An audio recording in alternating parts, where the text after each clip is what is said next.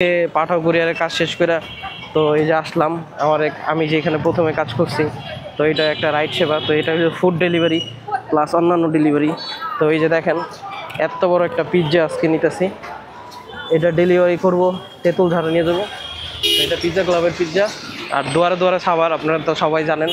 তো এই যে একটা দুয়ারে দুয়ারে রাইডারে যে প্রফেশনাল সোহাগ ভাই, তো উনি কিন্তু রেগুলার এখানে সার্ভিস দিতেছে। তো অন্যান্য যে কোম্পানিগুলো আছে ফুডি, তারপর আপনার বলেন ফুড পান্ডা, এরা কিন্তু একটা নির্দিষ্ট এরিয়ার মধ্যে ডেলিভারি দেয়। আর এই দুয়ারে দুয়ারে সাভার, আপনার সাভারের মধ্যে যে কোনো জায়গায় আপনি চাইলে ডেলিভারি নিতে পারবেন, সার্ভিস চার্জ আপনার দূরত্ব অনুযায়ী। তো এই যে একটা পিৎজা পাইছি, এই পিৎজাটা এখন ডেলিভারি দেওয়ার জন্য যাব। আর কাস্টমার থেকে ক্যাশ অন ডেলিভারিতে টাকা নিয়ে আসবো। তো আমরা ডেলিভারি 400 অ্যামাউন্ট বলে দিই যে এত টাকা সার্ভিস চার্জ, আপনার খাবার দাম এত আসবে। তারপরে কাস্টমাররা অর্ডার করে। রোডে কিন্তু আজকে অনেক জ্যাম, জ্যামের মধ্যে কাজ করতে হইব।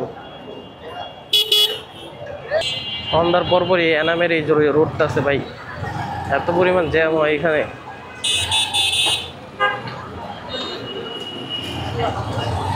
তো খাবার খেয়ে এনামের এখান থেকে হেমাদপুর তেঁতুলঝাড়া নিয়ে যাব।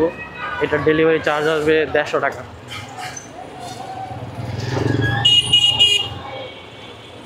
তো দুয়ারে দুয়ারে যারা দুয়ারে দুয়ারে সাভারে এই পেজে যারা অর্ডার করেন এই কোম্পানিতে, বেশিরভাগ লোক হয়েছে কি আসতে পারে না যানজটের কারণে।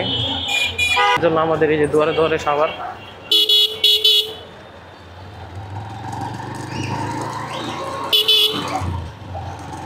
তো সাভারের যে কোনো জায়গায় আপনারা যদি পার্সেল যে কোনো কিছু মানে বৈধ আপনারা ডেলিভারি নিতে চান, দুয়ারে দুয়ারে সাভারের সাথে এই ফেসবুক পেজটা আছে, আমি আপনাদেরকে কমেন্টসে আর স্ক্রিনশট দিয়ে রাখতেছি। এখানে আপনারা অর্ডার করবেন, আপনাদের পার্সেল ঘরে পৌঁছে যাবে।